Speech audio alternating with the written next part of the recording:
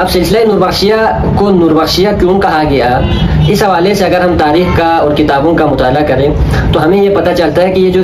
نوربخشیہ ہے، یہی نوربخشیہ اس سے پہلے حضرت امیر کبیر شاہ ہمدان علیہ رحمہ کی نسبت سے ہمدانیہ کے نام سے موسوم رہا ہے۔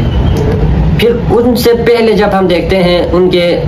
ماموں اور شیخ ہیں حضرت خواجہ اسحاق قتلانی، پھر ان کے شیخ ہیں عبدالرحمن اسفرائینی، پھر آگے جتنے بھی ہم جاتے جائیں گے، پھر جو تمام سلاسل طریقت کا ایک سرچشمہ کہہ لیں حضرت نجم الدین کبریٰ، جب وہاں تک پہنچتے ہیں تو وہاں سے کبرویہ سلسلے کی ابتدا ہوتی ہے، وہاں سے کئی تصوف کی شاخیں پھوٹتی ہمیں نظر آتی ہے۔ تو یہ سلسلہ نوربخشیہ بھی ہمدانیہ اور کبرویہ سلسلے کا ایک تسلسل اور ایک شاخ ہے۔ یہی تسلسل آگے جا کے سہروردیہ میں، آگے جا کے کرخیہ میں، یہ مطلب مختلف ادوار میں مختلف ناموں سے جلیل القدر صوفیاء کرام کے ناموں سے یہ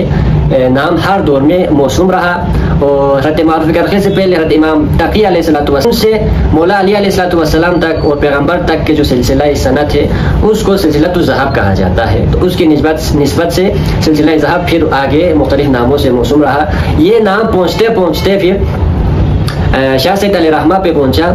تو پھر یہ نام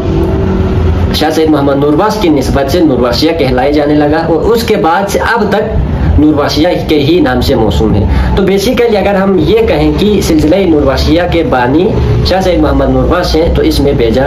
نہیں ہوگا۔